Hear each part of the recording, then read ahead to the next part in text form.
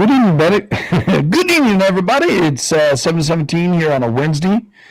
I think it's what? Yeah, it is 2/26/25. And good evening. How are you? I hope you're all well. As I briefly look into what's happening at the moment. Push play. Come on. Reload the player. All right, good. Nothing's happening. Just wanted to check something out real quick. Over here, Twitch went black. And there we go. Rabbit hole. There we go. You're in the rabbit hole now. Good evening, good evening, good evening. With me tonight is Canuck. I don't know, Canuck, have you ever shared your formal name? But you're New Brunswick, Canada guy. So he's on the east coast of Canada, and he's in New Brunswick. I guess he's happy over there. Wanted to say welcome and thank you for visiting with me, Canuck. Appreciate you. Tonight's subject, I think we're going to stay with the documentary that we just observed, and we're going to go into the history of Vesuvius and with the implications of that, and a little bit of some history. So, you want to say something there, Canuck? Say hi or whatever? Yep. Hello, everybody. That's my boy right there, I'll tell you. Yeah. So, to start out, Vesuvius is a larger volcano behind an active area right now called Campi Vesuvius, which everybody seems to be talking about over the last couple of months. And we kind of just tapped it and run away from it because we tend not to be in vogue. You know, what's happening today, and everybody's jumping on the bandwagon and da-da-da-da-da. They're not really talking about Vesuvius too much, though, and we've talked about it in the past, before the whole Campi Vesuvius thing. I think we've talked about it 2 or 3 times. But Mount Vesuvius is in the Naples Bay, which is part of that Campi Vesuvius. And I'll put it on here on Google Earth for you, for those people who have trouble geologically locating it.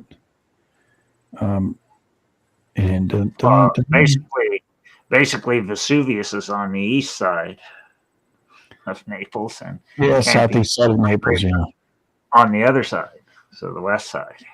Yeah. So Naples is in between the massive volcanoes. Yeah. Best place. Yeah, I mean, the Naples, the Gulf of Naples, as it's called. Here, let me share this tab instead. Can I share that? I'll try. Share screen. Google Earth, share. All right. Dun, dun, dun, dun. Here we go. All right. This is Italy. Okay, I'm zooming out right now. Right. Here's Etna right there, and on Sicily. Here in these little islands right here are volcano. That's where the name came from, by the way. That's why we call them volcanoes. And I think Santorini is on. I think this is where Santorini is, right? I'm not real sure which one of these are. Or maybe it's this one. Stromboli, yeah. It's on one of these little islands here. Yeah, because it's not too far from Etna. Right. Oh, here it is. So, and I'm going to save this to the list so I don't. Let me open that up all the way down. Active volcanoes. Oh, I have it on there. Good. And volcano is right here. And I got to put that one on the list too, because it was busy, but it's not right now. But still, that's a volcano. Vulcan. I'd probably get the. You'd probably get it from Star Trek, right? Yeah, that's where they got the Vulcans from. Yeah. So, and then, Etna's not even on this damn thing. Look at that. How stupid is that, eh? So let me save the project, change a little symbol. Yeah, because Stromboli and Etna aren't that far apart. So No, they're not. They're really close. I'll give you some miles. In fact, there's kind of a little trail toward them, and I'll tell you, it's 116 kilometers, and I'll tell you how many miles here. Hold on. Crapola. 74 miles, 75 miles. Okay. And Vesuvius is different because Vesuvius is probably 3 times that. Vesuvius is 150 miles away from Stromboli. And I don't have a list of the. You're mentioning when I were talking to you a little bit earlier ago, you may have some diagrams that tell us where the faults are in Italy there.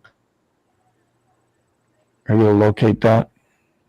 Yeah, I'd have to go find it. Okay. Yeah, do what you got to do. While I set the stage for what we're talking about here. So these series of volcanoes here are pretty active. Mount Vesuvius is the only active volcano on the mainland of Europe and has produced some of the continent's largest volcanic eruptions. Located on Italy's west coast, it overlooks the bay of and the city of Naples and sits in a crater of the ancient Soma volcano. Vesuvius is the most famous for the 79 AD eruption, which destroyed the Roman cities of Pompeii and Herculaneum. The volcano's last eruptions in 1944, if you can't believe that. That's pretty serious, everybody.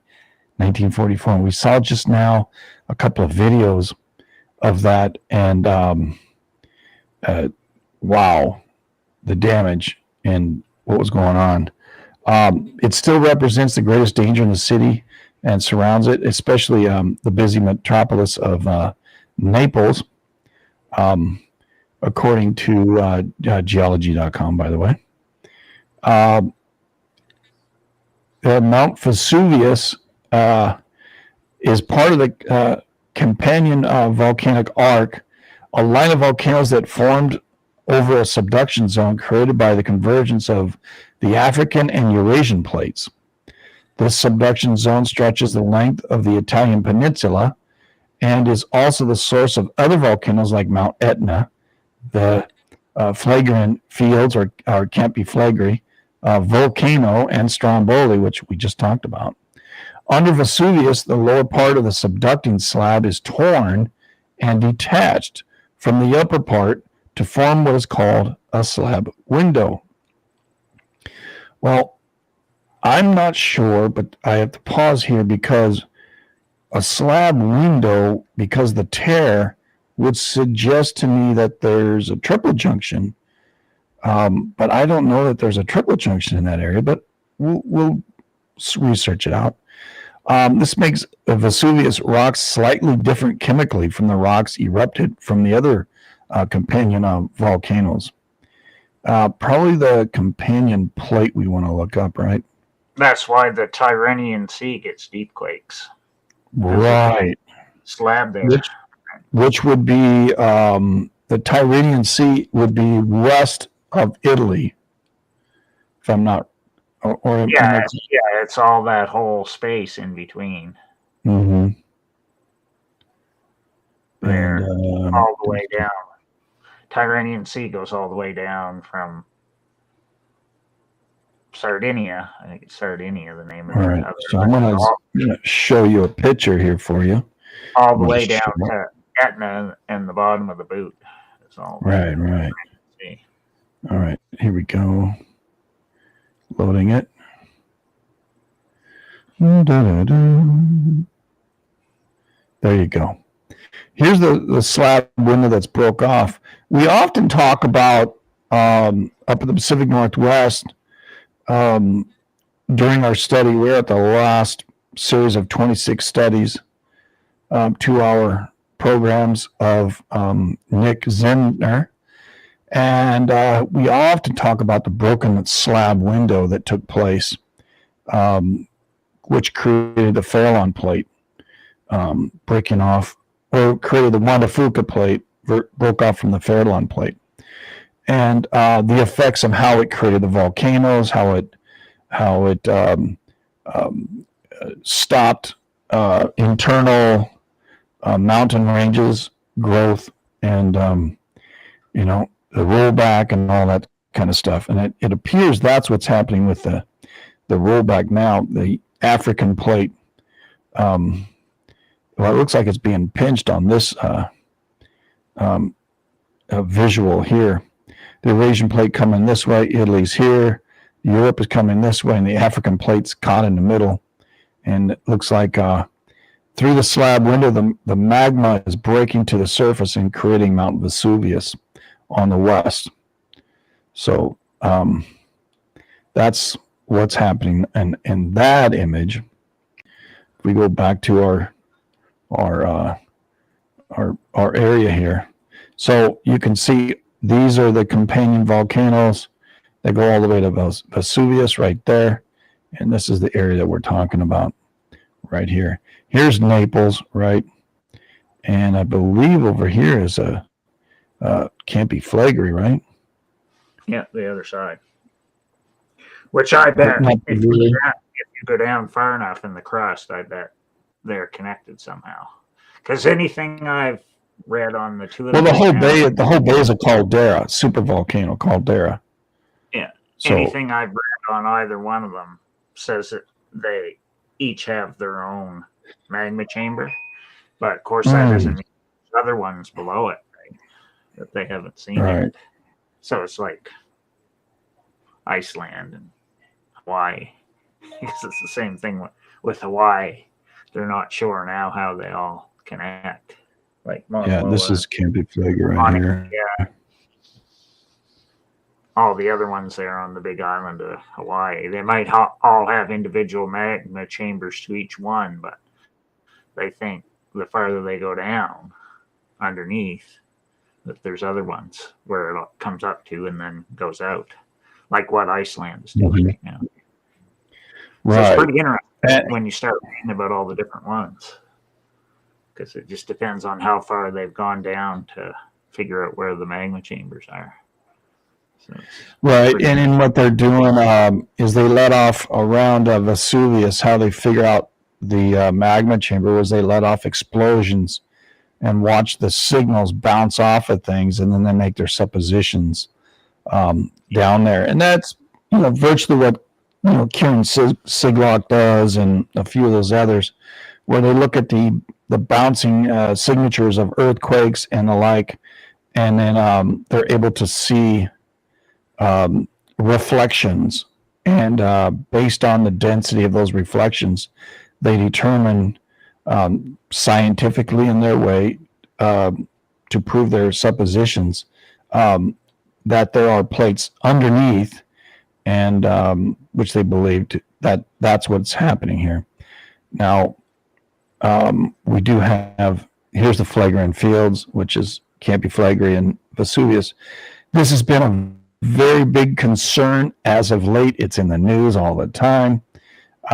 They haven't seen anything happen around Vesuvius.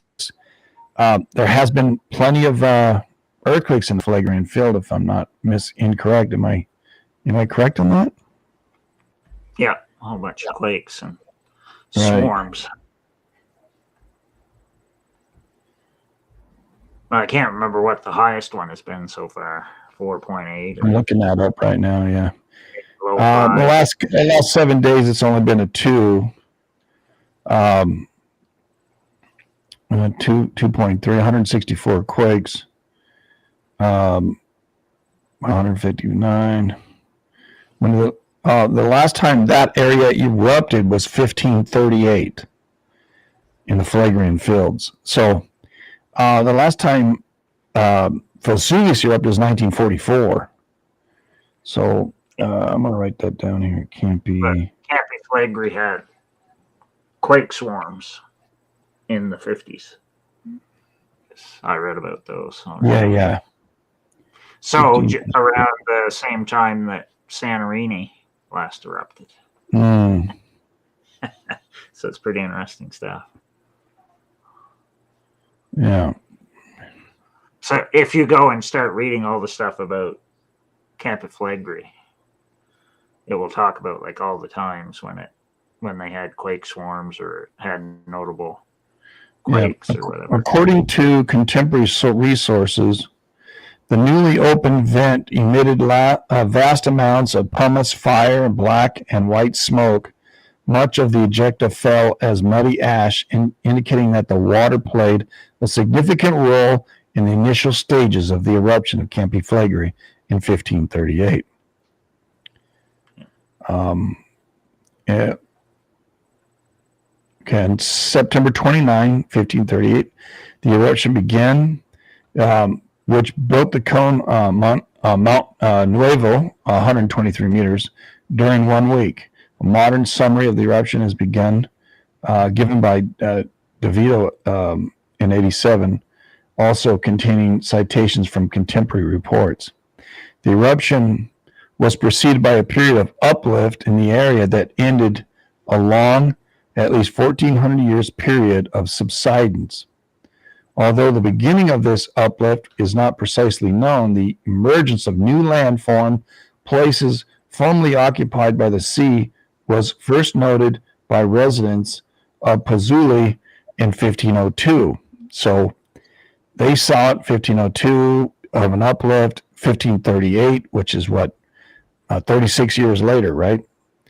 So maybe we can find something if there's uplift happening in the Phlegraean Fields.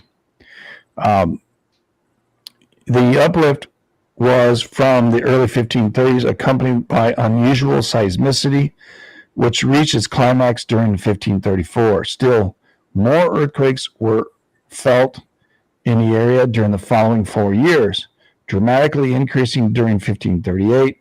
On the 28th, about 20 tremors were felt between daybreak and nightfall.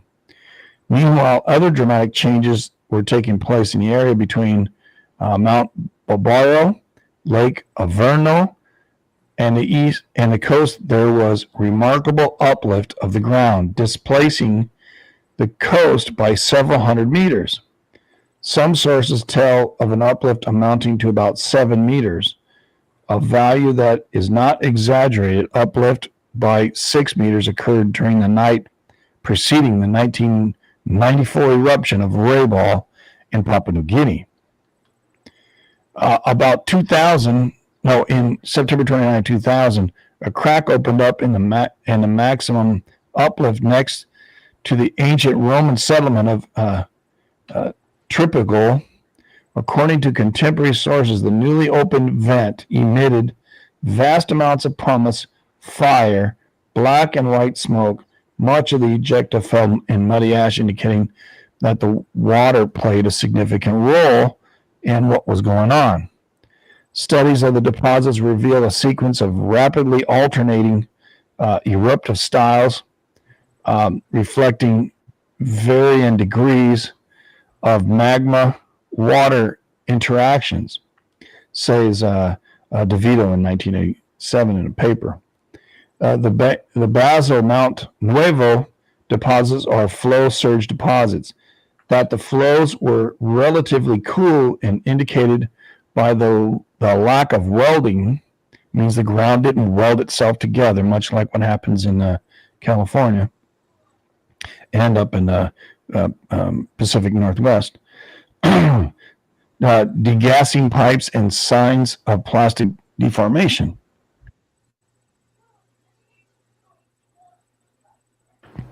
excuse me, the flows or surges did not flow beyond a few hundred meters from the vent. When entering the inlet, several hundred meters to the west, that was filled by volcanic clastics, okay, with Lake Verna remaining at its northern end. The surges obviously did not cause large waves. An ancient temple standing in the shore was not affected by any wave damage. Vigorous activity of the kind occurred during the first 24 hours of the eruption, followed by 2 days of lesser activity. Ash from the initial activity fell over a wide area, as far away as Apulia and Calabria. Where the hell's Calabria and Capua? All right, we'll find those. Excuse me. And large fragments fell even in the Vesuvian region. The bulk of the new cone was probably built during the first 24 hours, a little more, and when the first climbed up in October 2nd. Some kind of boiling was observed within the crater. This activity is interpreted by DeVito as a strombolian, maybe fountaining from the lava lake. Activity increased somewhat October 3rd, possibly strombolian, followed by hydromagmatic, but was very weak on October 4th and 5th.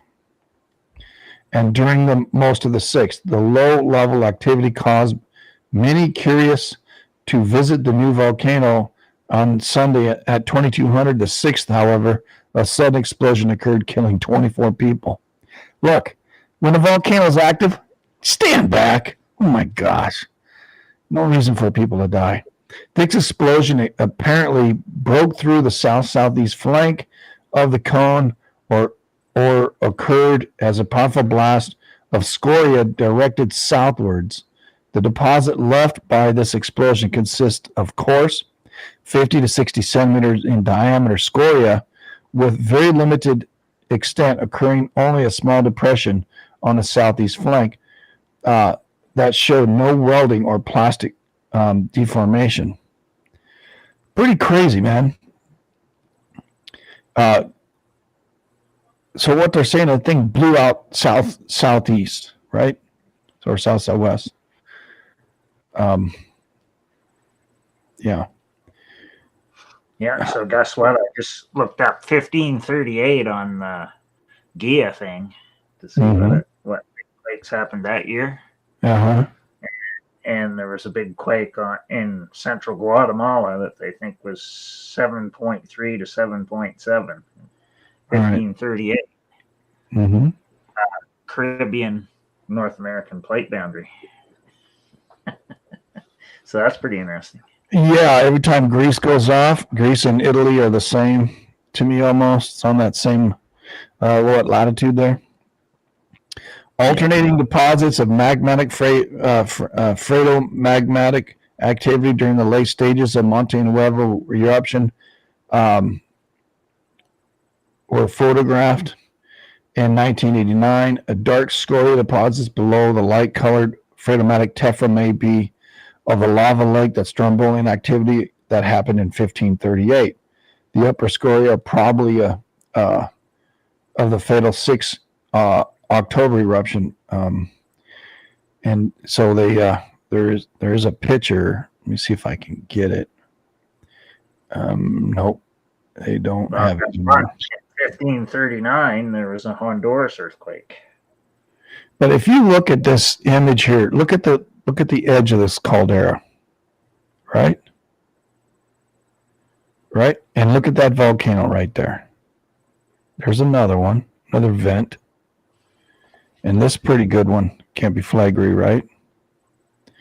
And look at all the people living in the damn thing. Look at this. Here's the edge of the volcano here. Here's the edge of this one, right? Here's another edge. And look at this one. Here's another edge. U.S. Navy's even in this bullshit. Oh, yeah, we just go in there. And look at this one, right? And here's another one, right? I think this is the one we're talking about there. Regional Campi Vesuvius Crater de Monte Nuevo, right here. This is the one that blew up. All right. So, it's no freaking joke. Yet, well, they play with the damn thing, you know. And it just happens. It's a regional park, right? Yeah. Yeah. So now I got to find out where the 1539 Honduras quake was, because I know when they was talking Honduras, those could be where we just had it. Yeah. 1539 Honduras. Okay. Yeah. So I got to see it. Have it listed. Okay. Well, yeah, we'll look at that one. That's on GIA. Yeah. Crazy stuff. Yeah. Following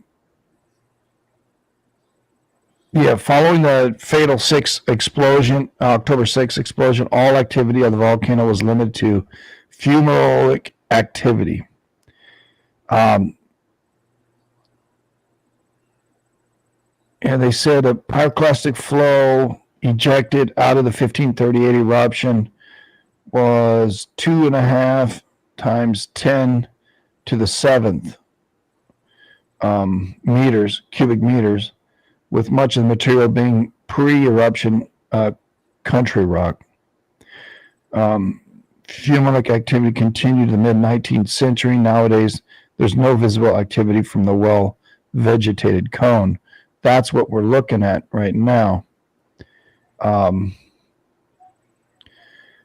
Pretty crazy, you know. Italy does have several volcanoes.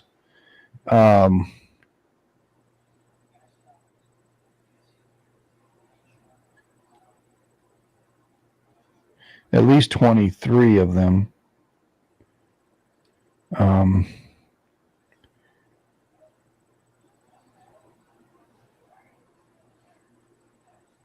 Well, yeah, there's quite a lot of them.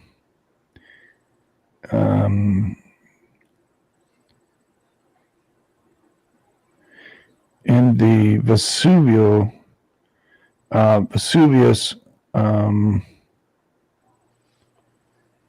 the eruptions are 5960 BC, 3580, 1740, 800, 600, and 24 and 28. August 79, Pompeii, Plinian eruption, probably more than 3,500 deaths occurred. At 172, 203 AD, 222, 235, 379 to 395, 472, November 5-6, November 9th, 505, July of 512, 536 he erupted, February to March in 685, 787. These are all years that, Vesuvius erupted, okay? To 1007, January of 1037, 1049, 1073 plus or minus a 5. June of 1139, a vigorous lava emissions erupt out of that one. And remember, we have the Pope and all his people that are documenting these things. So these things happen. They got the years and all. 1150 is kind of an uncertainty. 1270 was kind of a not a probable, but something was going on. Also in 1347, the same thing. 1500. It's a thought that there was a small phreatic eruption and a landslide that occurred, and it increased the fumarolic activity. December in 1631 and late 1632, subplinian eruption, devastating tephra falls and pyroclastic flows. Probably more than 4,000 people were killed in that one. In 1637, July 1st, and in December 31st of 1652, intermittent minor eruptions occurred, and within the 1631 crater, that took place. 1654, February 25th, and in March 28th of 1680, major activity occurred. July of 1660, vigorous explosions erupted, Tephra Falls, causing damage in villages around the volcano. Glowing avalanches reported. In 1680, subcyclic closing eruption with ash falls around the volcano. 1682, vigorous eruption with heavy ash falls around the volcano. Lava fills part of the 1631 crater. 4 fatalities were recorded in that one. 1685 and April of 1694, subcycle ending with final eruptions. Happening on April of 1694, vigorous explosions, effusive activity, and lava overflowing on the outer flanks of the Vesuvian cone for the first time in the new post-1631 eruptive cycle. No damage was reported at that time, though. 1697 and 96, lava effusion onto the outer flanks of Vesuvius cone, followed by a path of 1694. And 97, up to 8 episodes increased the lava emissions and flanks in the cone, with lava flow stopping only 1 kilometer from Torre del Greco. 1698, a subcycle closing eruption with increased explosive activity and lava emissions. Well, in 1701 and also in 707, another cycle took place. It seems like it's cyclical, all right? So, and it's the reason why I'm bringing all these up, because of the cycles that go on. 1712 to 1723, another cycle occurred. 1712, an occasional lava flows on the outer flanks of the cone. And this is on Vesuvius, okay? In 1712. In late 1712, occasional lava flows happened. Occasional lava flows continued in 1713 and 14. Tephra emissions happened in 14 as well.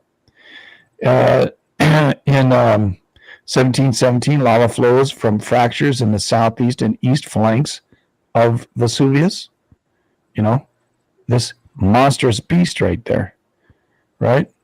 1724, a cycle notably with notable activity occurred on 1724 with effusive summit eruptives. 1728, intermittent lava outflows, explosivity on the summit. In 1730, a final eruption with vigorous tephra and lava emissions collapse of the summit at the end of the eruptions. So it fills up and then it collapses, right? Mm-hmm. In 1732 to 1737, another activity happened, explosive activity with intermittent lava flows on the flanks of the cone. 1735, more lava flow. 1737, devastating final eruption with lava from a fracture in the southwest flank. Lava flow destroys much of Torre del Greco and heavy damage in many of the towns by Tephra Falls. Then a few years later, in 1744 to 1761, another cycle started to act up. 751, lava flows out the southeast flank. 1754, intermittent lava flows out the southeast flank. 1759, lava flows from the west and the east flanks, causing significant damages everywhere. 59, also frequent overflows onto the southwest flank and flows reaching the cultivated land, causing much damage. 1760, final eruption, a new fracture forms in the south flank, south flank, about 27 meters in elevation. Lava moves toward Torre Annunziata and destroys the cultivated land, further damage in other towns and heavy tephra falls. In 1764 and 67, another cycle of increased activity happened. lava flows happening on the northwest side of the mountain.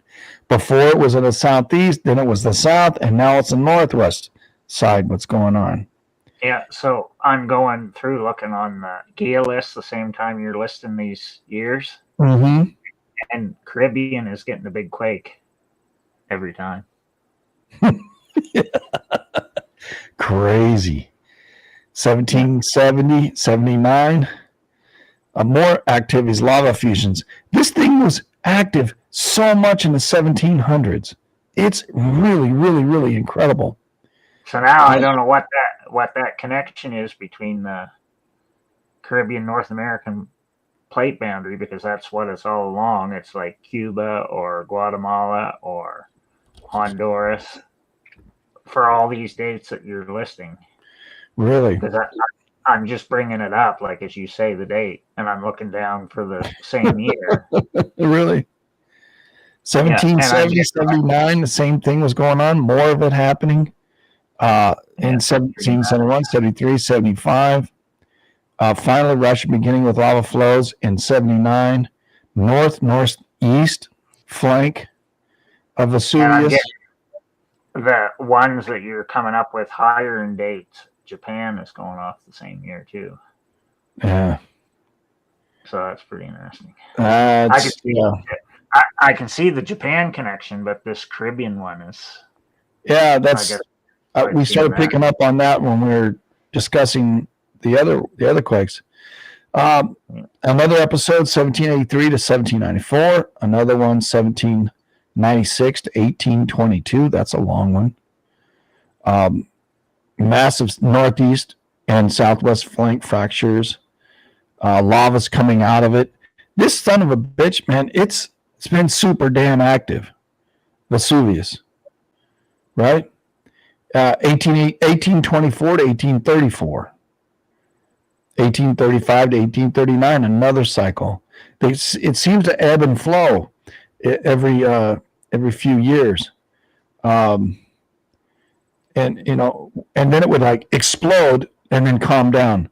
Then episodes would kick up and then explode and then calm down. And they call them, there's some subcycles happening too. In April of 1872, a subcycle notable activity during it 71 through 82, followed by a final eruption on 72. April 26 and 27, I see Cuba and Guatemala going off. 26 and 27. Yeah, 24 to 34. Yeah, right in that range. Yeah, 31, 33, 33, 34, 35 to 39. Yep. And then 41 to 50 is another group, then 54 to 55, 55 to 61, 64 to 68, 70 to 72. 1854 was the double Nankai trough quakes. 1854? All right. Yeah. Very short subcycle. The final eruption occurred on May of 1855. Explosive activity opening new vents in the north flank. Lava moves to the west of the caldera floor.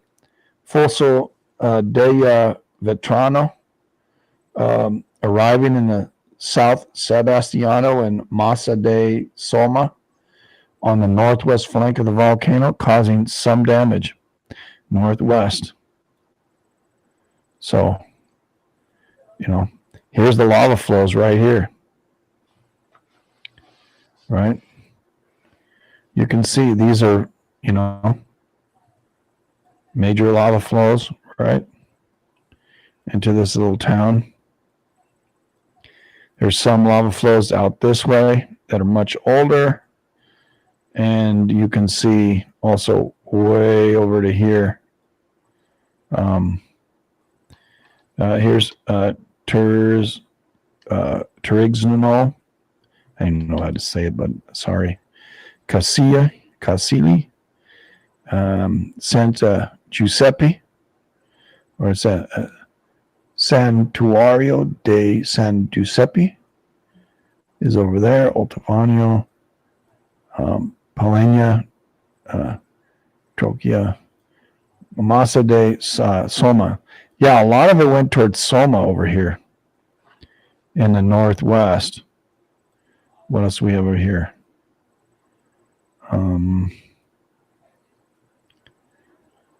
Giatti is down here. Del Greco is down here. See, it went all the way to Del Greco, a lot of these too. Pompeii is down here, but here's Soma over here too. Vesuviana. So some of these cities that, here's Scarciano over here. And Naples over here, Napoli. Interesting how Napoli is the the little pebbles that fall from the sky that are super light, and back to it, 1875 to 1906, for 30 years long, a subcycle including numerous episodes of periods of increased activity, most notably in the following dates: 78 to 80, 1885 to 1886, 87, 1891, 1894. So 85 and 86 would be right before the 1887 Ligurian sea quake and the 1887 Sonora quake. So see, here's our areas. Yeah. Respond. I think over the time, the more we do this, we're going to start to see the larger picture. There's some sort of connection.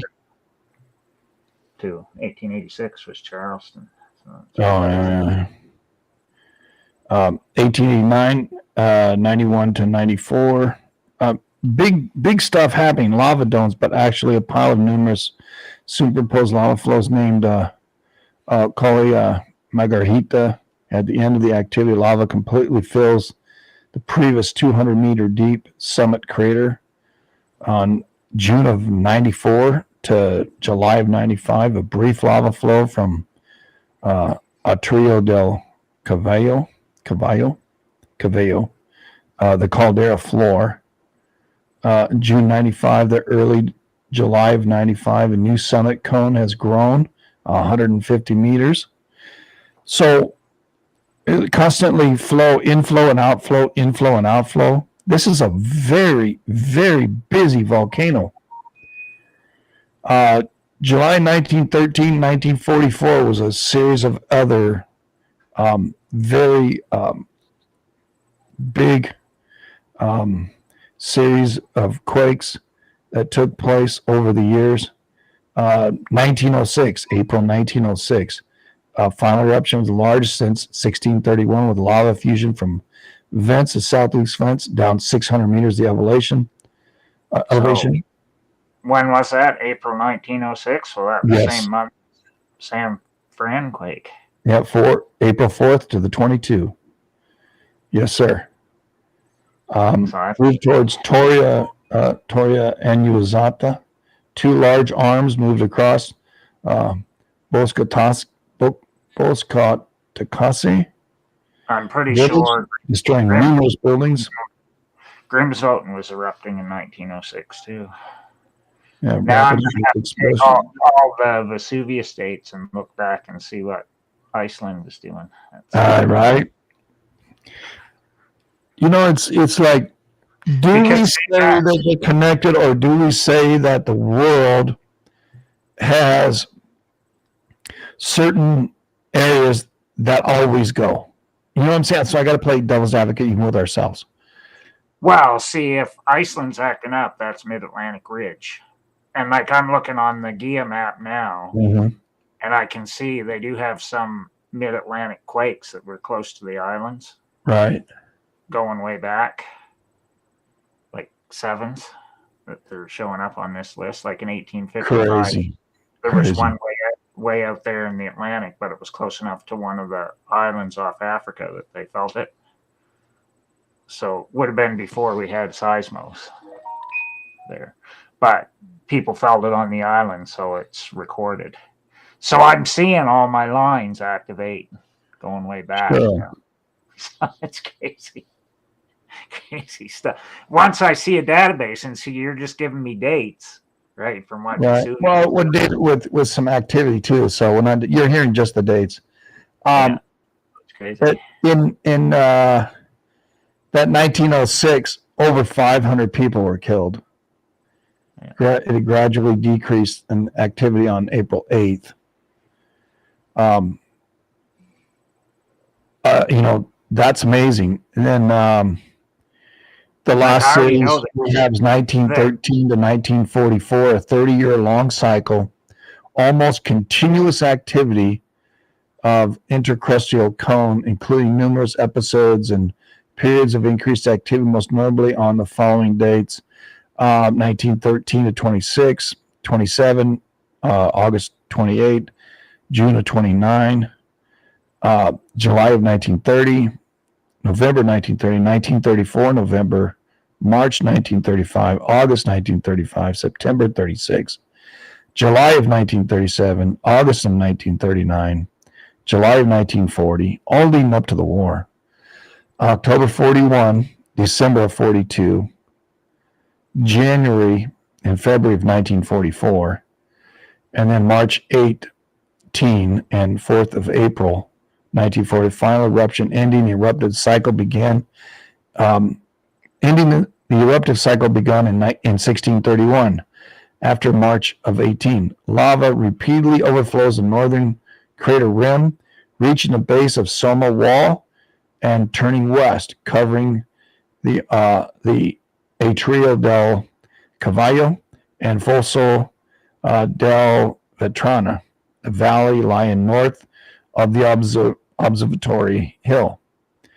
On March 21, the lava reached the village of San Sebastian and Massa on a lower northwest flank, causing the partial destruction.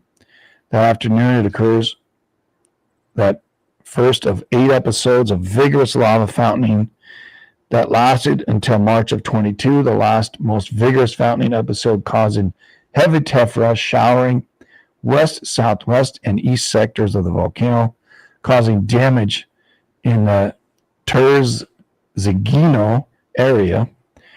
Most reported 26 deaths of this eruption were probably due to the tephra falls.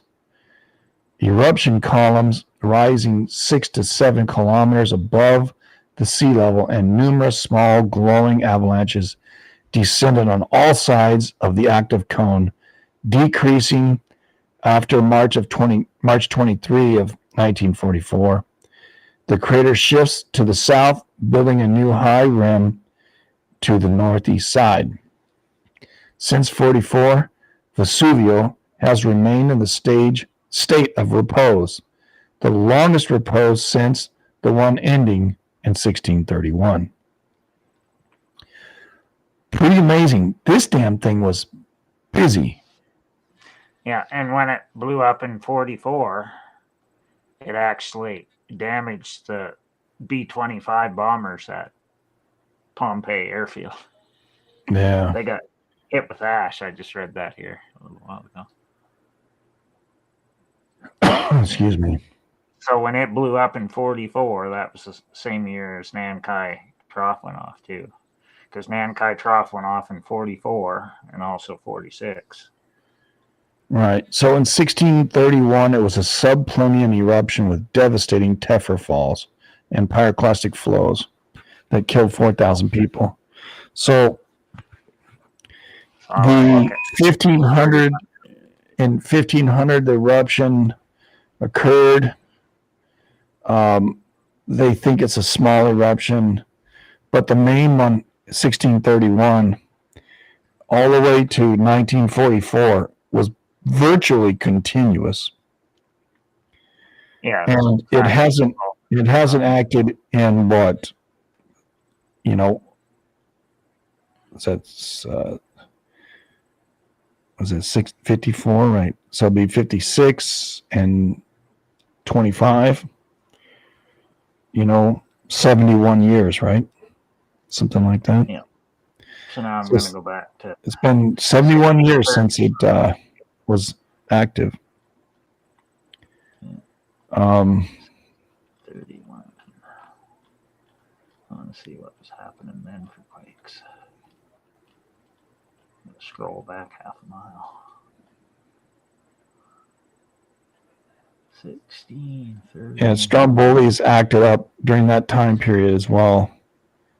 From 1558. So Crete had a big quake. I don't know what size. I got to look. Too many things open.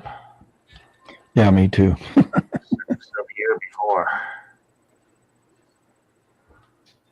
7.3. Wow. Well, that's pretty serious.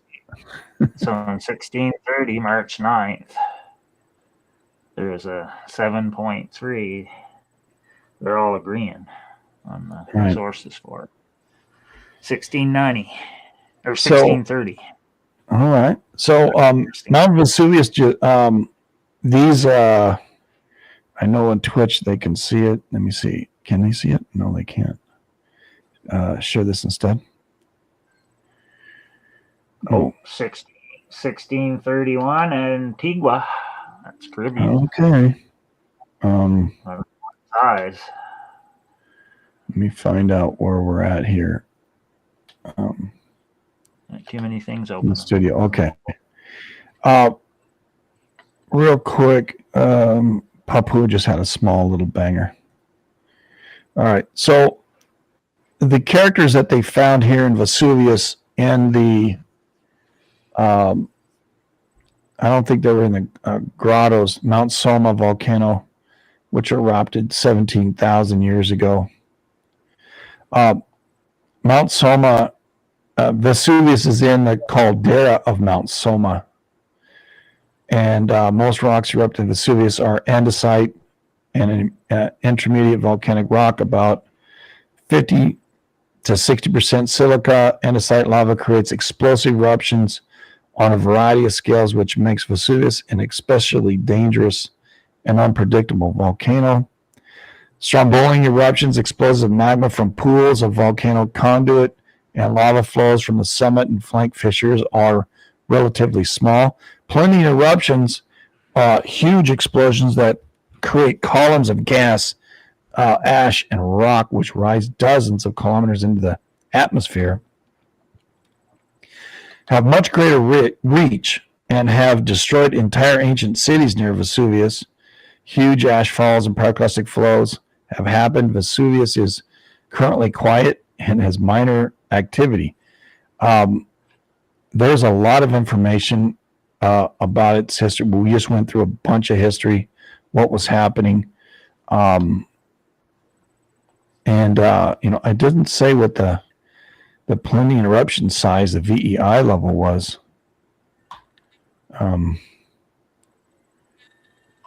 Plinian, it looks like like a mushroom goes straight up and then spreads out.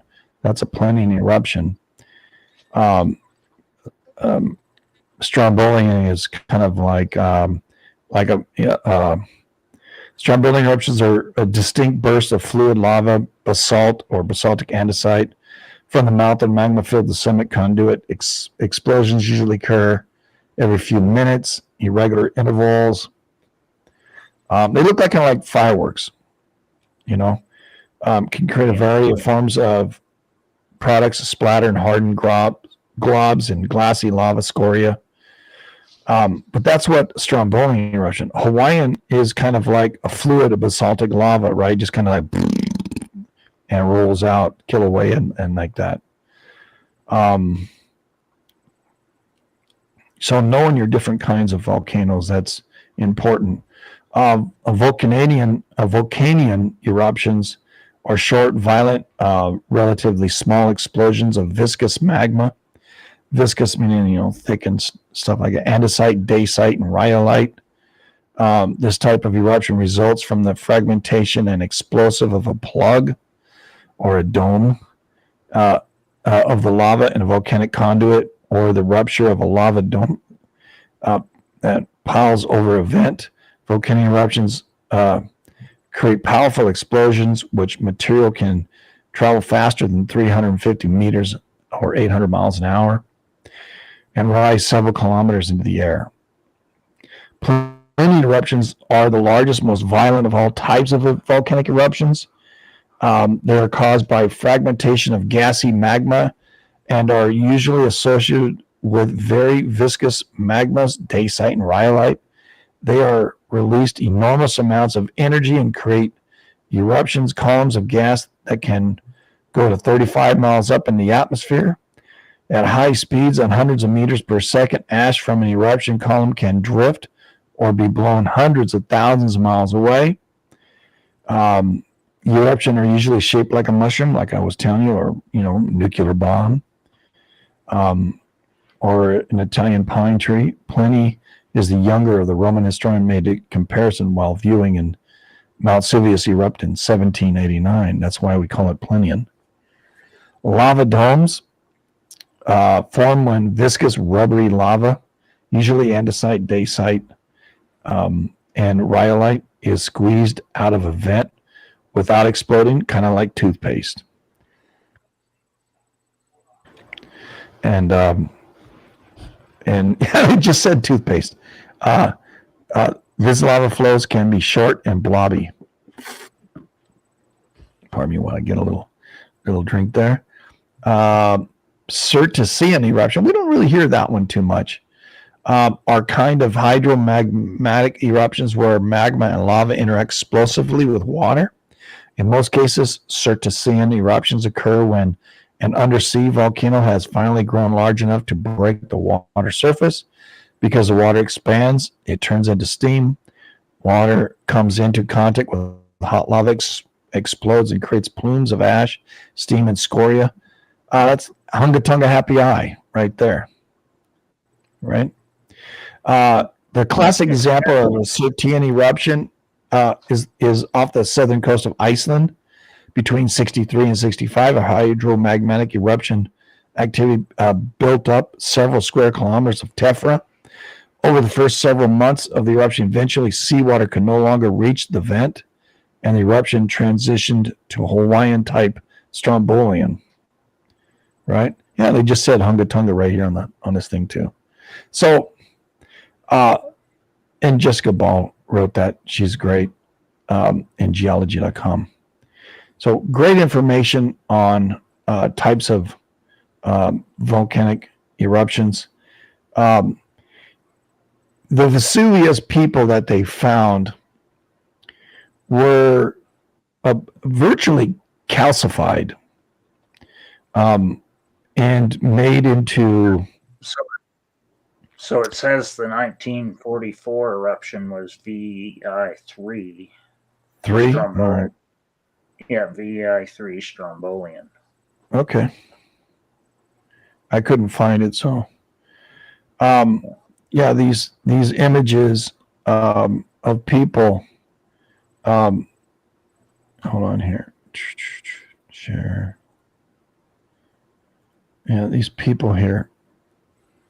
The 8079 one was VEI5.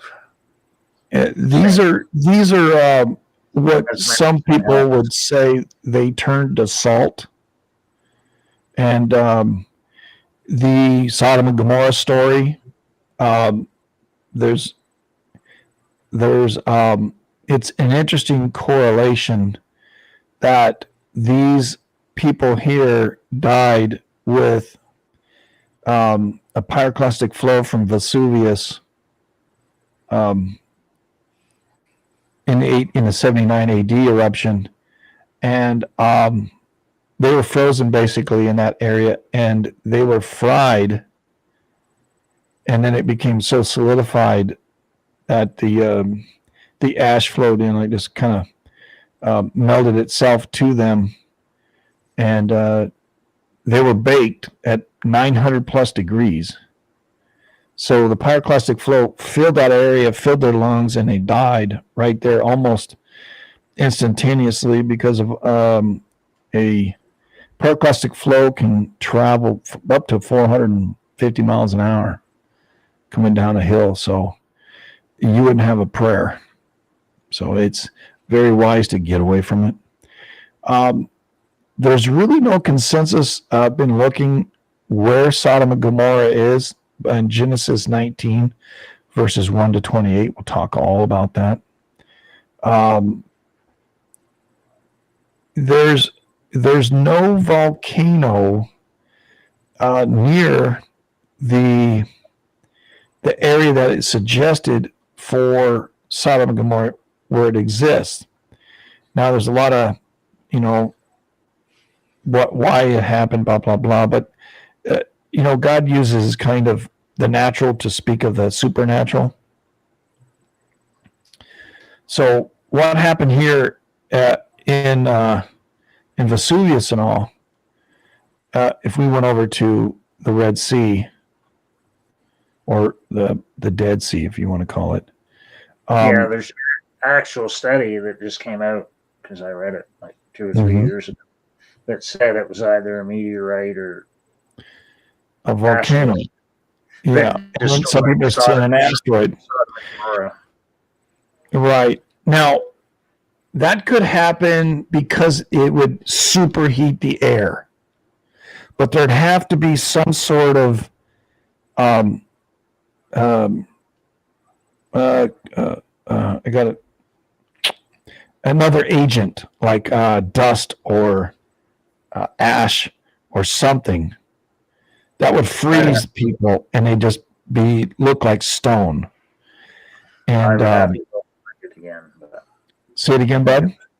I would have to go find the study again. I think it was. That's all right. Yeah. See if I have seen stories that they found it on the western or the eastern side of the Dead Sea.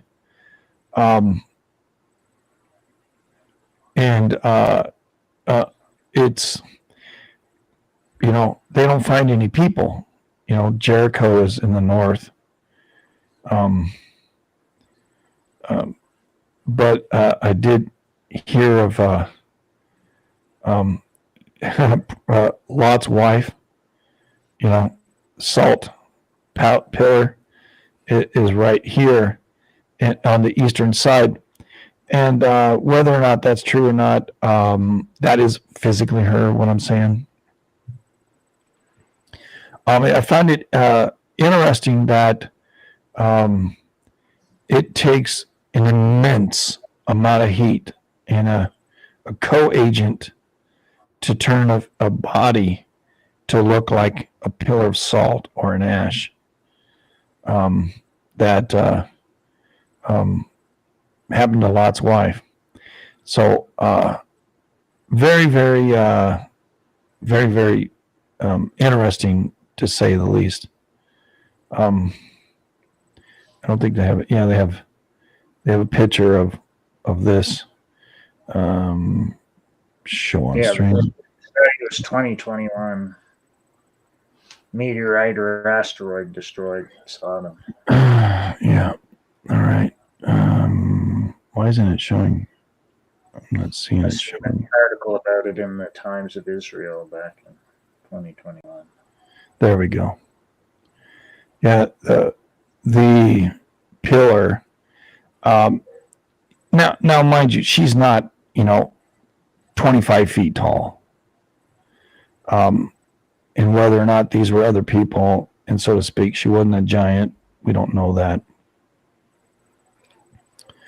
But on the shore of this area, I think it's a symbol to remind people. That's what I'm trying to get at. But it is what it is, right? And I thought that was interesting that somebody would connect that with. I guess it was in Jordan where they did the study. Yeah. It says in the article. Right. So, I find that pretty interesting, to tell you the truth. And they couldn't grow anything there for hundreds of years after it happened. Right. And there too, because there's too much salt. So whatever it did, it had either brought salt with it or caused there to be too much salt there. So that's pretty interesting. Right. Silica,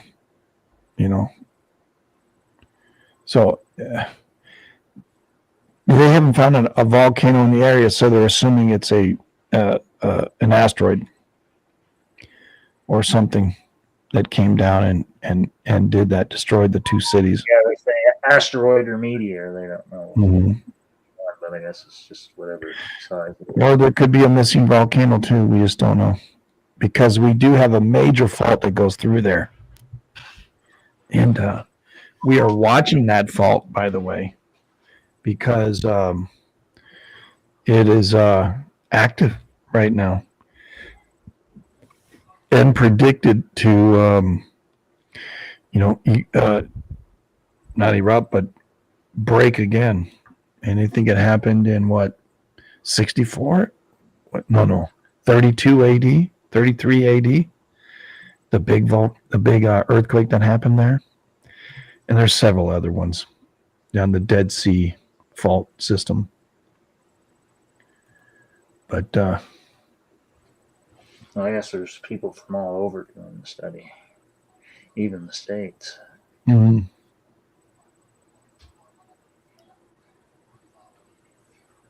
Because there's people trying to figure out if it did an airburst too, like the one in Russia. Yes. Interesting. This has like a whole crap load of people in it, because it's got people from Los Alamos National Libraries, University of Prague, Alaska Fairbanks, University of Oregon, Trinity Southwest University, University of South Carolina, Northern Arizona University, North Carolina State, Mexico Tech, Santa Barbara, University of California, Santa Barbara. It's got all these people involved in the study from all over. That's pretty wild. Right. Looking at a list of Italian earthquakes dealing with Vesuvius and Campi Vesuvius. These dates, if you use the dates I gave you of the eruptions, and then go from there. 56 BC, large earthquake. Campania, that was Potenza. 60, I can't even see it. I don't understand the dates in that. The dates are messed up on this one here. Let me see what that one is. Italy list of quakes. Yeah, list of quakes. Yeah. Yeah. Share this tab instead. There you go. Let me see if it comes up for you. Yeah, it does. Good. It came up on Twitch. Let me see if it comes up on the other one.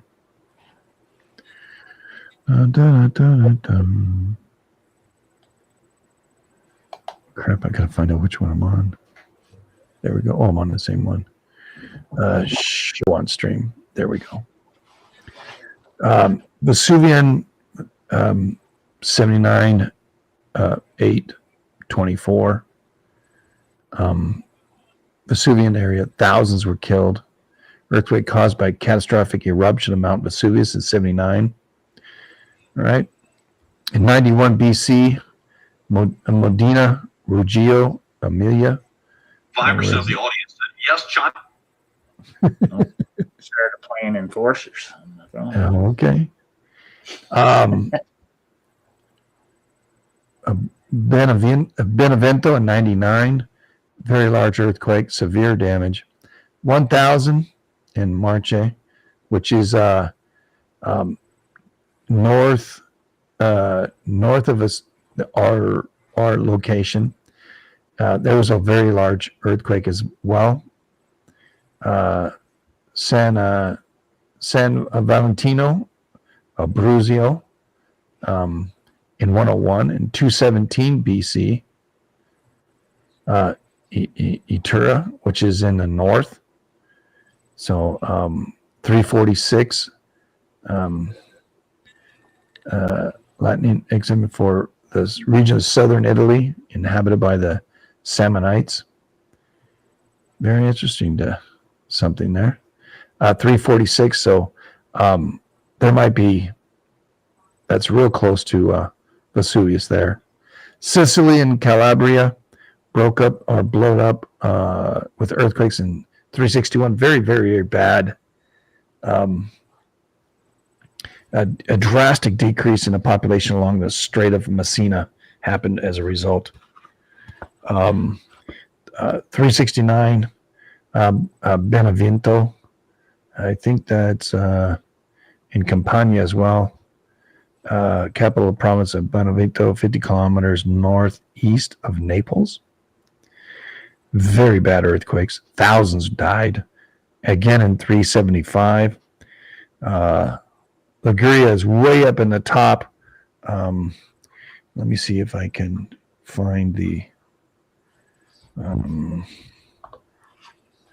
GE on that, so I can keep. Share this tab instead. So there's a reason I'm doing the earthquakes now. All right, everybody. So this section up here is what I just said. And that's Liguria, right? This northern section up here. And that happened in 584. And then Class A, CLASSE, was near the head of the Adriatic coast, right? Up here, near the head of it, or no, the head of it, down here. That happened in 725. Treviso, Veneto region, northern Italy, again, way up in the north. 778, Veneto, so it'll be up here by Venice, probably, Verona. All right. Let me zoom out just a hair. There you go. 801 was a central Apennines Mountains, smaller chain, like the peninsula, Italy, northwest. They joined the Ligurian Alps at Altar. In the southwest, they enter the Reggio de Calabria. So the Reggio de Calabria is down here. The other one is up there. And this is the mountain range. So central mountain range. And it's interesting. I don't know the date on those other ones, but 725, 778, 800. Spoleto, Italian province of Perugia, east, central Umbria, near Rome, I would guess. North of Terni. Yeah, all the names have changed now. Southeast of Florence, north of Rome, southeast, so over here on this side. That happened. Northern Italy, 1117. Sicily in 1169. Northern Italy, 1222. Naples, 1293. 5.8. Mount Rotani is the central Apennines, or I don't know, Apennines. So Apennines. If I don't say it right, correct me. I'll try to help me out. The highest peak of the Mount Terminio, home to ski resorts and a favorite destination of tourism. So Mount Retini. I'm supposing that's in the central part here. I'm pretty serious. It seems that big earthquakes happen and then Vesuvius or the volcanoes go off. And that's what I'm trying to get at. And that's why I'm saying these dates. 1315, city in central Italy. 1328, Norcia, or Nursa, um, southeastern Umbria down here. I think that's Umbria's in the south. Friuli, northeastern Italy. Northeastern Italy up here. That had 6.9. Santorano, province of Foggia, region of southeast Italy. Southeast Italy down here, or here's Foggia right there. That had a 6. Florence had a 5.3, which is way up here. In 1453, 1456, right here in central Italy, right there, had a 6.1.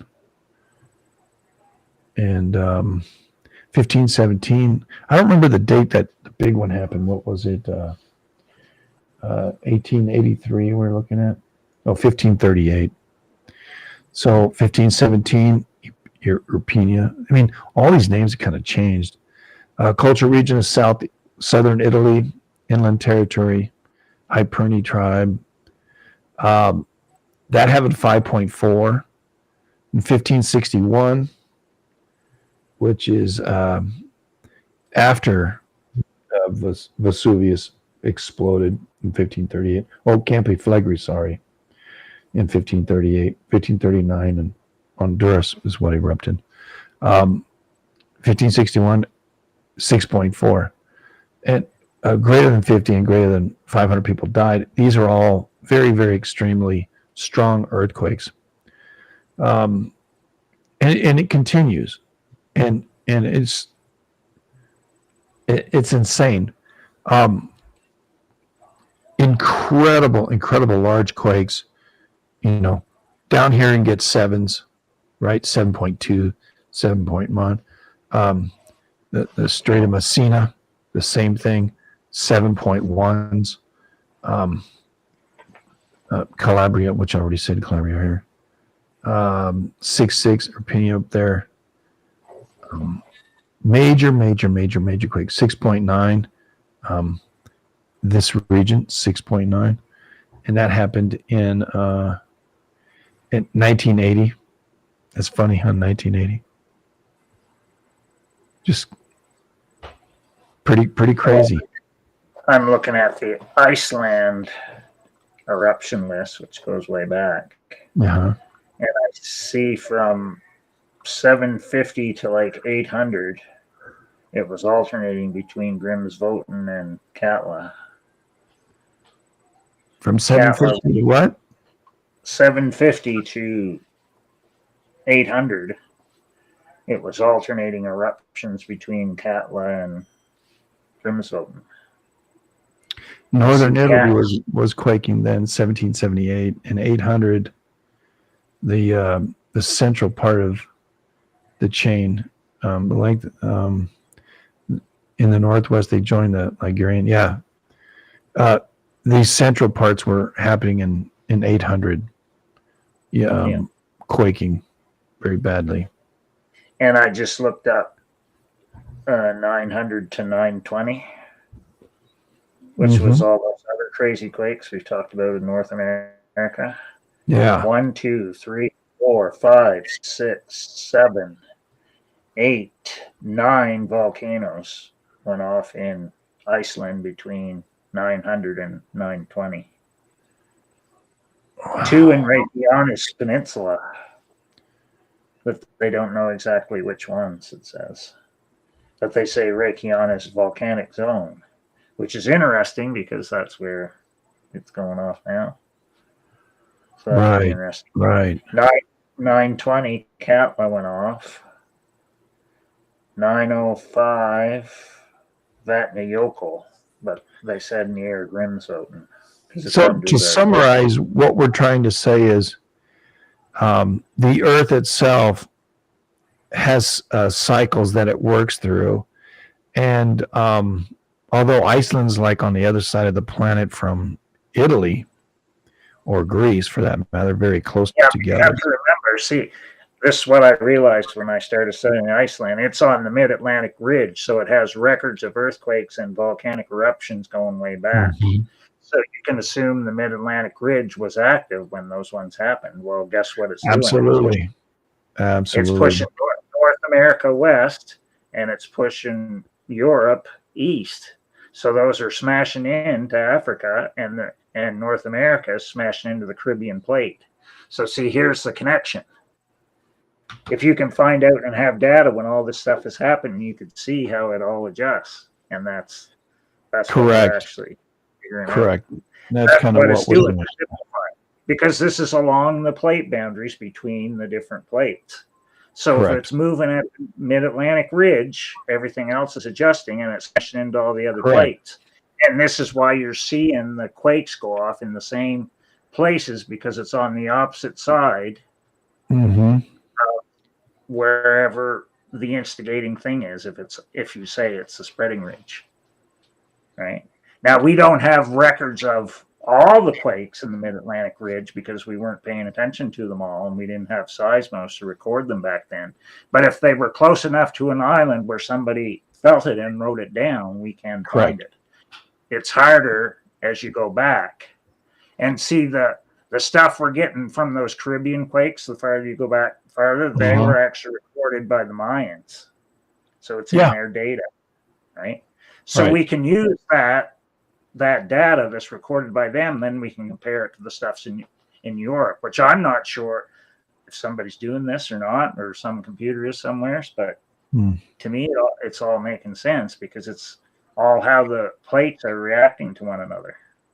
Now, if you go back to 1538 and 1539, which I just did tonight on GIA, there was two big quakes, one in central Guatemala, which is Caribbean North American plate boundary, and then in 1539, there was one that they felt in Honduras. It was a little bit off the coast, but it's on that same plate boundary where we just had the Caribbean 7.6. Right up in here.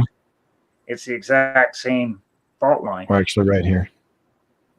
So back when Campi Vesuvius last erupted, it was 1538, you had all that crazy stuff going on in the Caribbean too. And they both think it was high sevens. Both those plates, both in 1538 and 39, that was recorded by the Mayans.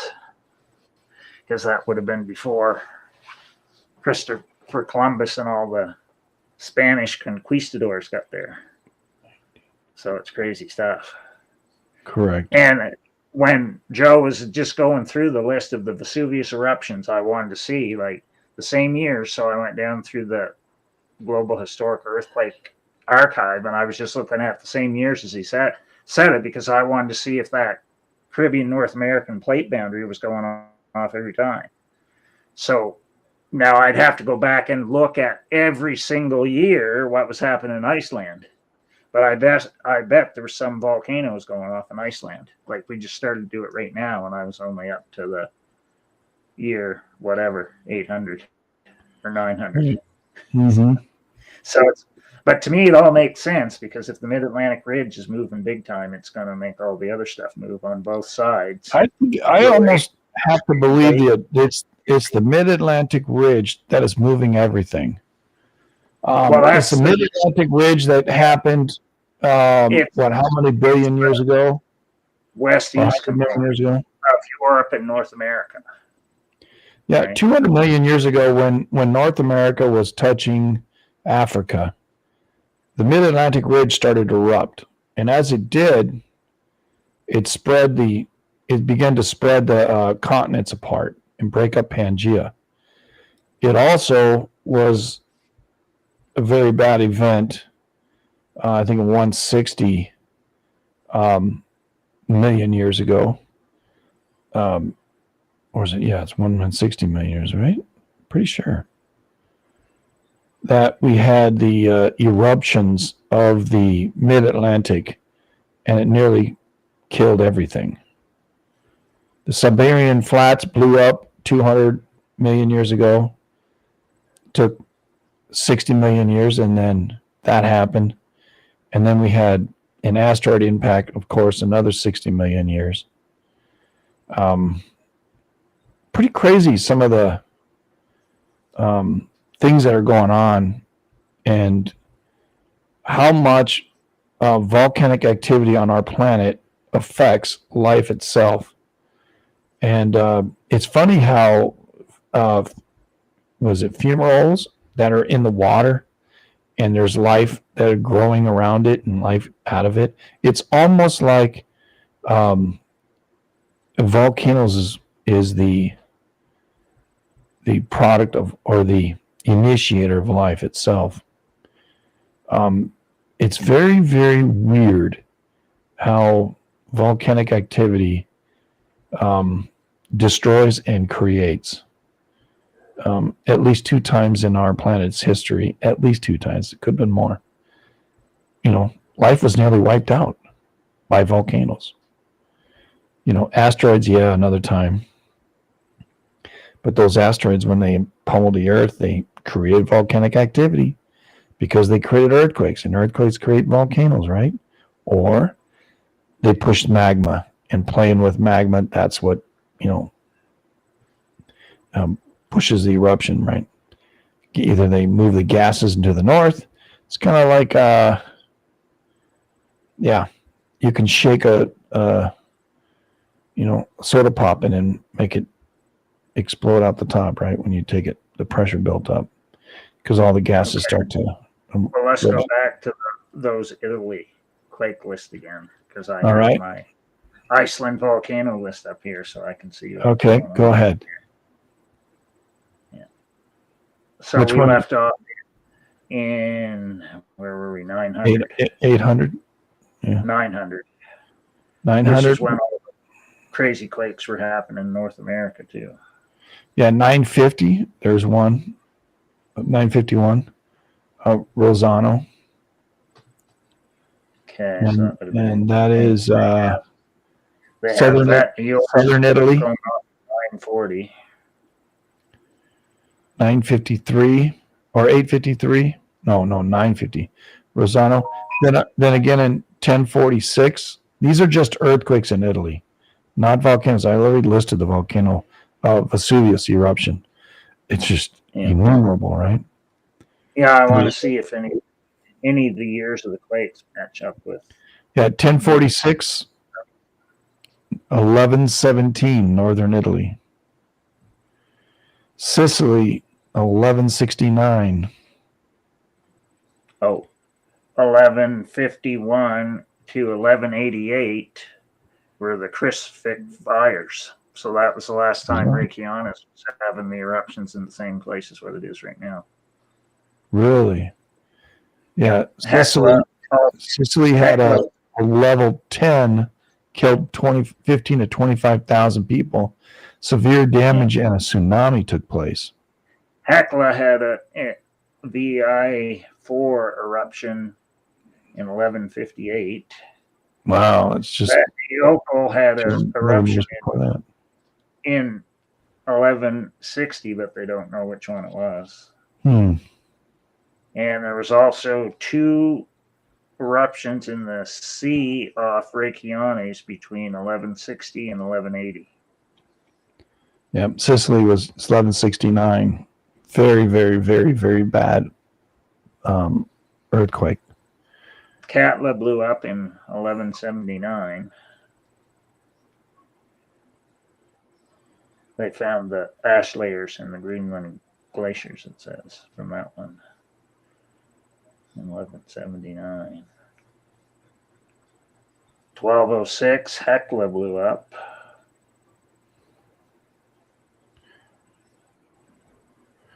All right, so you're saying there were still fissure eruptions in Reykjanes in 1206 too. Yeah, 1270 Vesuvius was going off. 1206, it says that was 1206. They said there was a fissure event at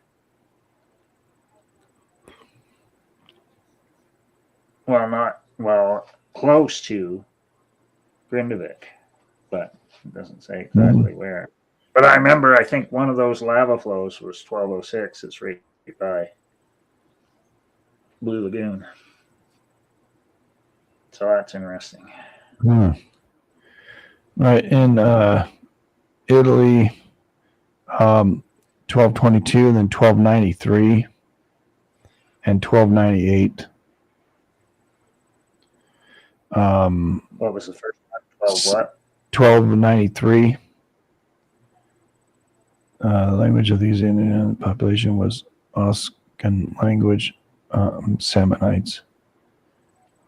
Yeah. Excellent for region of southern Italy, inhabited by the Samnites.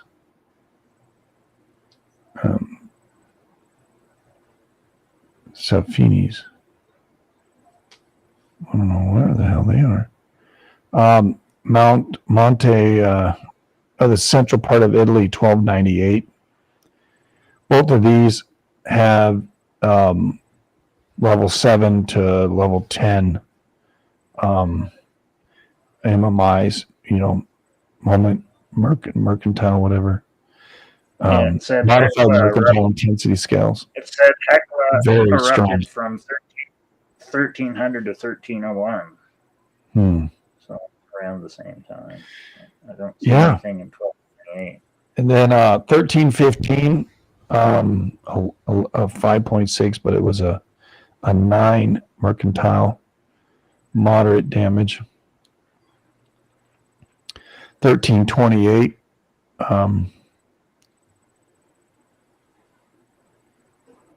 Nursia, Perugia, southeastern Umbria. No, I have. Where the hell that is? I don't know my geography in 1332, Grimsvoten was going. All right. 32. All right. 1343, Naples. Big earthquake. Tsunami came in. 41, they have Brennistein fuel. I remember that one, but I don't remember where it is. I remember the name before. So that was going crazy in 1340, 1341. Katla blew up in 1341, which was eruption number 6, they say, in the modern era. Oh, Grimsvoten was also going off in 41.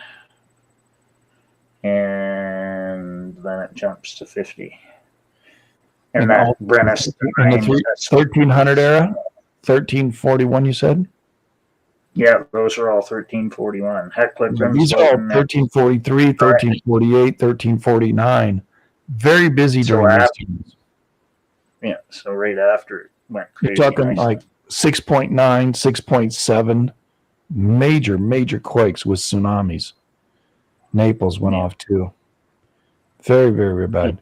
And then it breaks for 20 years. It goes into 1361. And 1357, Katla blew up again. So that's interesting. 1362, Napa Fielioscope. I don't know where that one is. Never heard of that one. So, yes, northern Italy had a big earthquake, killed over 1,000 people. Florence erupted in 1453. Not erupted, but had an earthquake.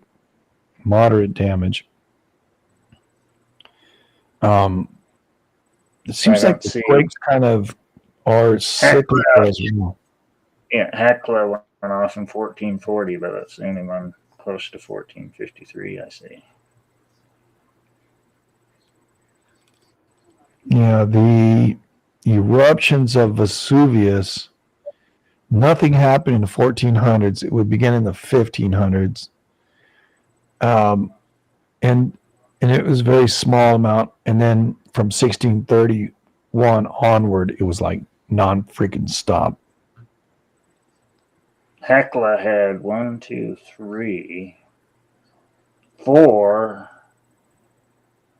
big ones in the 1500s. From 1510, 1554, 1580, and 1597. Earthquakes in Italy, 1511, 1517, 1561, 1570. All pretty good sized earthquakes. Moderate damage to severe damage. 1598. Yeah. Then it stops from 1570. Next earthquake in Italy is 1616.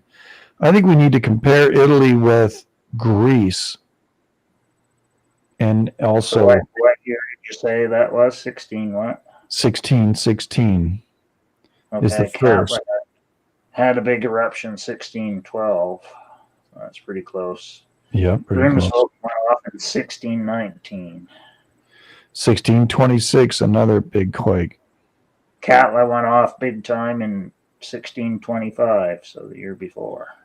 Naples had a major quake in 1626, killed 70,000 people. Crazy. Yeah. 1627, another earthquake in Apulia. Where the hell's this? In the southern region, right out here on the map, the southern region, southern heel of Italy.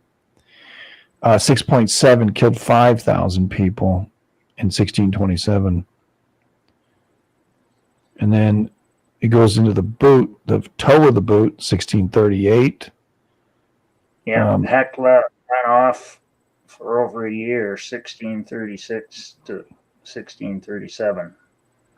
And Westman Islands went off 1637-38. And then at the end of 1638, Grimsville went off.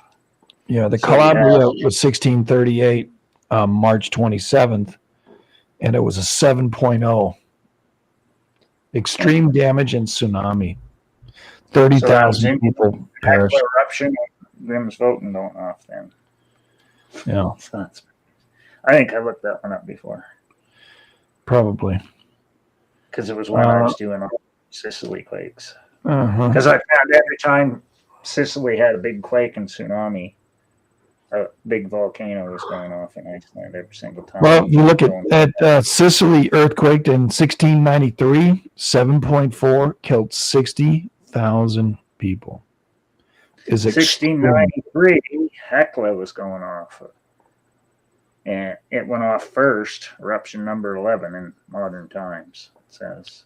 And Katla also went off in 1693. So you had both Hecla and Katla in 1693. Well, all right. Then Vesuvius was erupting April of 94. Vigorous explosion, effusive activity with lava overflowing the outer flanks of Vesuvian cone for the first time in the new post-1631 eruption cycle. No major damage was reported. So the eruption, actually, lava began to overfill the mouth of the volcano for the first time in 1698. 96, a lava fusion, outer flanks of Vesuvius cone, following the path of the 1694 flow. 1697, 98, 8 episodes, increased lava emissions in flanks of the cone, with one lava flow stopping only 1 kilometer from the shore toward El Greco. July of 1698, subcycle closing eruption with increased explosive activity and lava emissions. And then, so 1697, they say Vatnajökull, but they're not sure which volcano it was. Right. And it's the one under the ice sheet. So it could be Grimsvötn or Bardavangar. So 16, yes. So that's 1600 ones. Those are pretty serious. The center part here of Italy, you broke up, had a big earthquake in 1694. So 1693, Sicily had a big quake, and then the center part here of Italy, 1694. So both of those areas, 7.4, 6.9. So it looks like the 1694 quake was right after Katla had its eruption in 1693. So pretty interesting. And Hecla went off 1693 too. So Hecla and Katla both backed up 1693. What the hell's Nursia? Oh, center part of and Central part. All right, so 6.4 to 6.9, and then in 1703, right here in the center part of Italy, had another 6.7 and a 6.2. Well, this in the Iceland thing I'm looking at now, it says Bardabunga had several large eruptions between 1701 and 1864.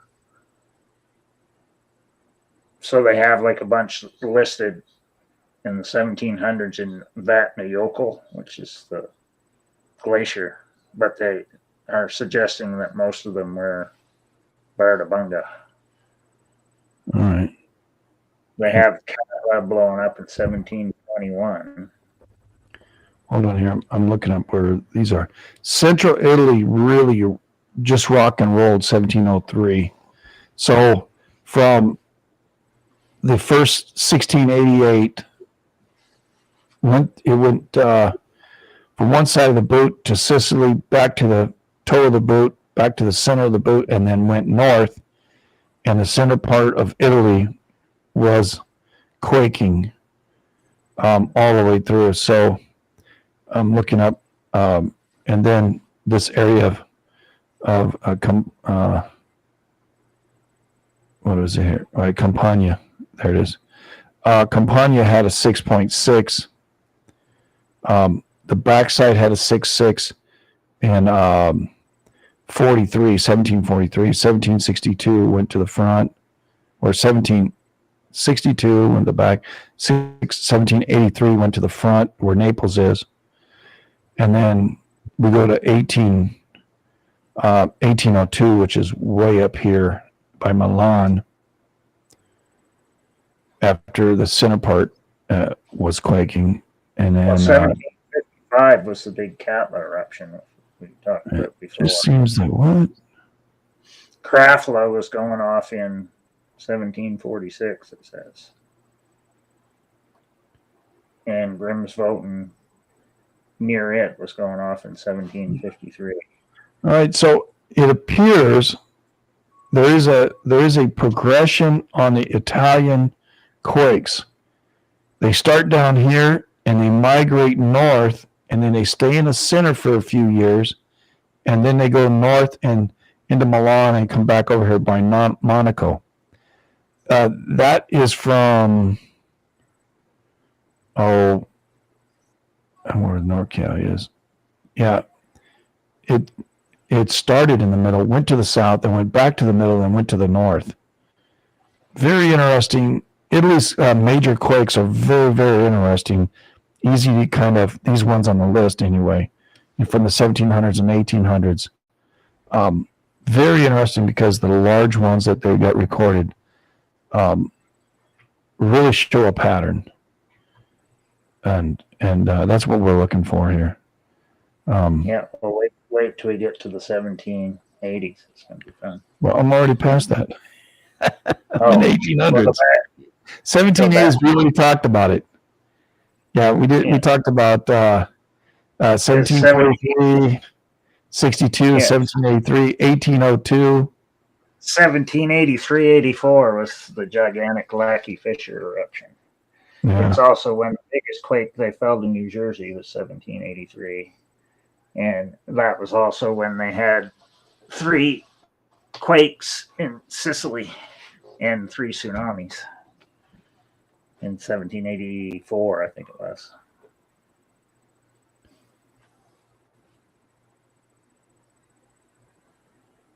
My God. Because that was the first Sicily quakes I looked up, and Etna quakes.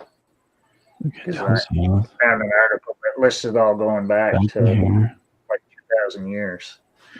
So that's when I first got onto the Iceland volcano and the Etna, Sicily going crazy. Naples. So now I'm finding that with this, it's always around the same time. Italy always goes nuts when there's big eruptions in Iceland. So it's pretty good. Back to the north. And Grimsvatn was going crazy in early 1800s too. Oh my God, it's repetitive. So it's a crazy town. Yeah, Italy is totally repetitive. So from the 1700s into the 1900s, it's completely repetitive. Just the large quakes. I'm not counting the small quakes. But well, to me, it's pretty straightforward because the Mid-Atlantic Ridge is smashing Italy into Africa. So when the Mid-Atlantic Ridge is acting up at Iceland, it's pushing. Yeah, maybe we ought to take a look Africa. at. I think maybe we ought to take a look sometime at the listings of the Mid-Atlantic Ridge earthquakes, and that'll be really hard.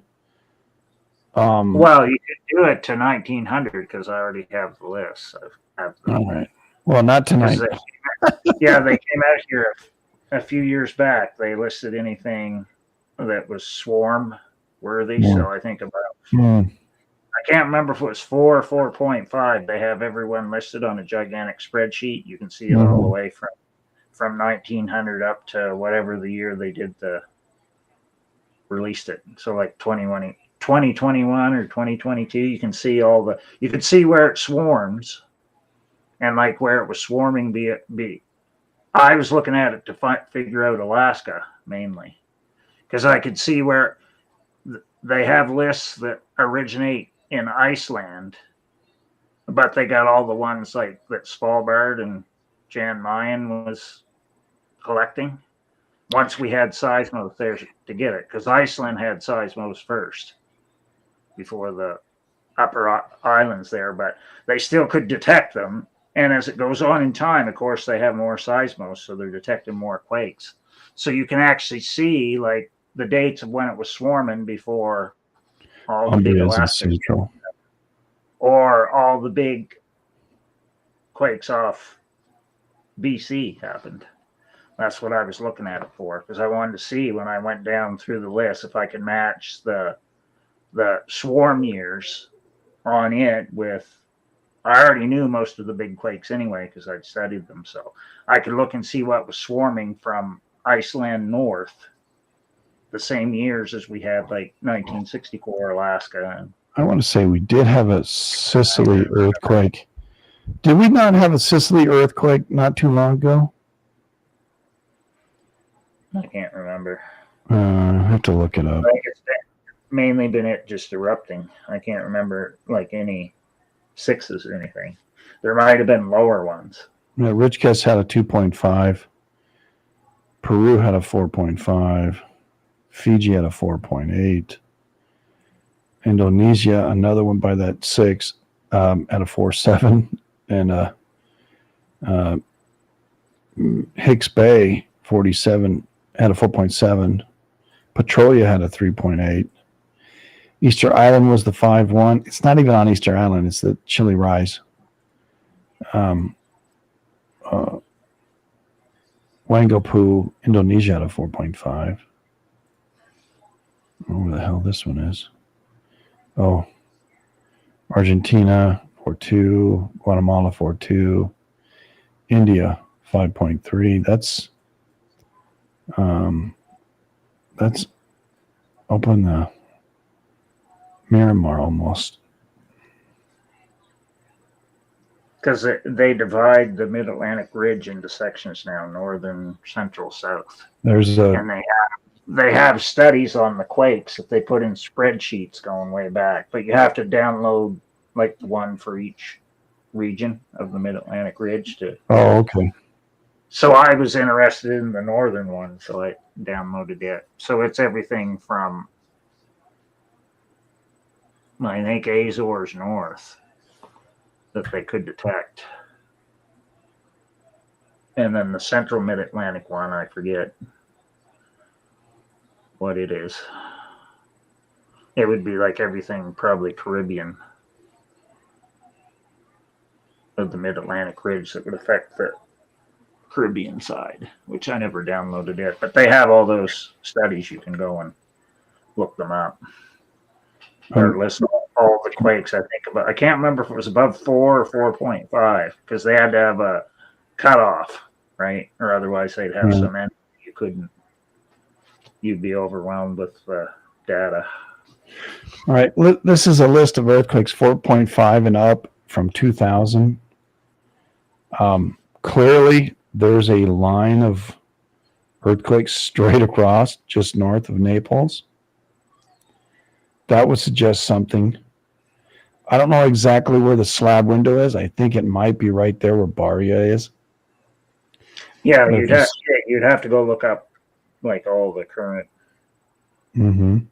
I just went on INGV earlier since we started doing this, and they have so many maps there. I don't even know where to start. There's too many. I'd have to go into the site and search it because they have a thing now that automates the quakes by like month and year and all this, and you can see it like, up and down and all this stuff. It's just crazy.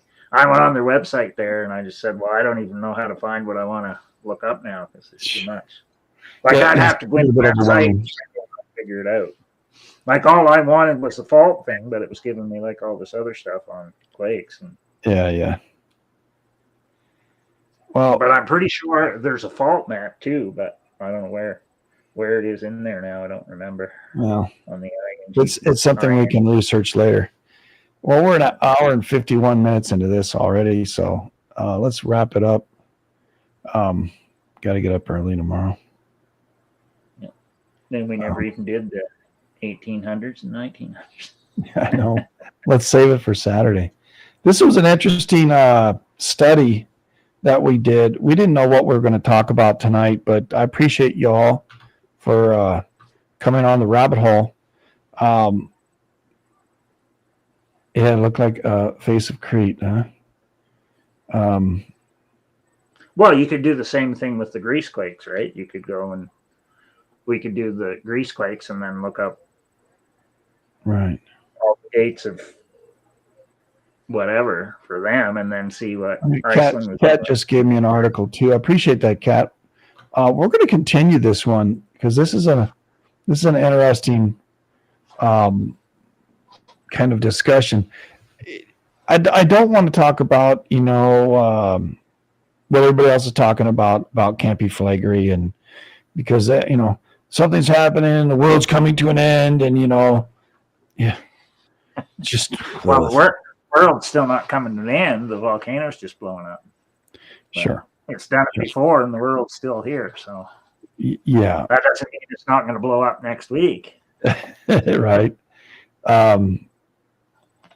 Yeah.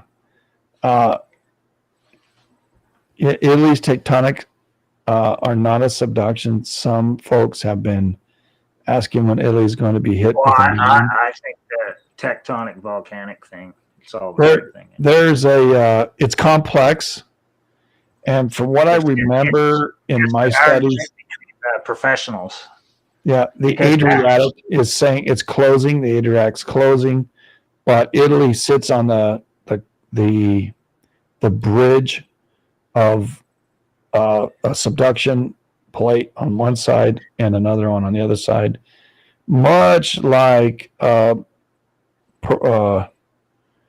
PR or Puerto Rico. That's what the picture showed. And the new studies now, if you look at them, they're talking about liquid pore pressure in the fault. Correct. Well, to me, it doesn't make any difference if that liquid is water or it's magma. So you say one is tectonic and the other one is volcanic, but what's the difference? It's not a whole lot, right? Yeah. So I got an image here I'm going to share with you. You missed it, Kat. I'm going to share it with you. So hold on a second. So it's the professionals arguing between tectonic and volcanic when it doesn't matter. It's quite this is here, Kat. You can see what you can't see probably. There you go. All right, Kat, hold on a second. Now it's not Coulomb stress. They're going on about liquid pore pressure. In the fault. Pore pressure, yeah.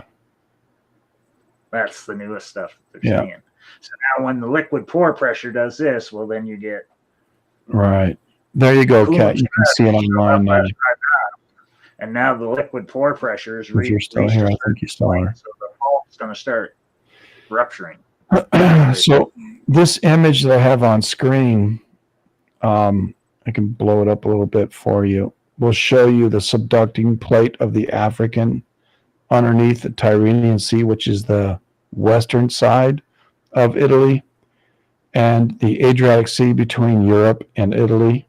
So Vesuvius is here. On right here would be Etna, just to the left of Vesuvius. And it's the slab window that's underneath the western side of Italy that creates this Calabria. I think it's I don't know if I remember it right, but a series of volcanoes that go from Vesuvius all the way to Etna, and they're erupting out of this slab window that is there. There's a break off on the plate, and underneath the Adriatic, as the Eurasian plate is moving up and over it and closing the Adriatic, 10 million years it won't be there anymore. The Eurasian plate's pushing Italy into Europe on that side. Probably there'll be some mountain ranges that rise up in the middle. So, the deep Tyrrhenian quakes probably are due to the African plate that has broken off, dropping down beneath. This is like a picture of looking away, like the African plate is way over there, although it's moving in that directions. But this is geology.com. You can look that up. All right, and look up Mount Vesuvius. You'll find this. So we're looking at the bottom of the blue angle. I'll be the new Himalaya mountains, he says. Yeah, it'll be new. Yeah. Beachfront views from the mountains. Well, you have anything you want to close up with there, my brother? No, not really, because that was pretty good tonight, considering. I think it was. I think we had a lot of information put out there. Whether we summarized it together, this is going to be a two-parter, of course. And because now we got to do from 1850 to modern. It gets muddy on the earthquakes on more modern Italy earthquakes. It seems that the southern part of Italy is quaking a lot more than it did in the 17 and 1800s. So we'll take a look at that. And the quaking in the slab window and the plate tectonics, we'll go into that a little bit more. And do a comparison with the Caribbean and continue our with the Caribbean and the Mid-Atlantic Ridge. It appears that when the Mid-Atlantic Ridge is acting up, we're getting activity in either Iceland or in Italy, Greece area, and I think the effects of the large earthquakes in Turkey is why we saw the Santorini vibrations and going on, as well as what's happening in Campi Vesuvius. Turkey had a 7.6 in 1944 too. I have to go and look to see where it was, but I never looked. When I looked at the list of 44 and Vesuvius going off, there's interesting stuff happening. Mm-hmm. Very interesting evening. This is what we do, and we shoot from the hip. Had no idea what we're going to talk about now. That's probably why my hip was hurting today. Yeah. Sitting down in your chair too much, brother. I'm telling you. That's what happens to me. My hips start to hurt. Well, anyway, we'll just let it go at that. I appreciate you, and thank you for being here, Canuck, and yeah, it was fun. Yeah, enjoy it. I had no idea, but hey, It's all good. Some of the better nights are that way when you know, it all comes together. So we went down the Vesuvius and Rabbit hole. Pretty deep rabbit one, hole. too. Yeah, historical rabbit hole for sure. All right. Well, thank you so much, everybody. Thank you for being here. And remember, let me see if I got that. I think I do. Might be. Let me see if I got that. Yeah. Well, it all to me starts making sense because we've done all this other stuff now. So you're seeing how it all Right. connects. Right. I mean, it's starting. If we weren't talking about and doing all the stuff in Nick's class, you wouldn't understand all the other stuff that they're talking about. Oh yeah. Nick's is Nick's stuff is really, really good, dude. On Saturday, that's the end of it. So Vesuvius and see if I Campi can- Flight Radar products of get this. I slab don't know. window. So, I know I don't hear it, but let me see if I can share it on the stream. some all more right. magma Hey, break share this. There we super go. volcanoes, regular See volcanoes. if I can get it to work for us. Between Right, the little cracks. message here. Magic. Yeah, it's running awfully slow, so hang in there, everybody. Push play. There you go.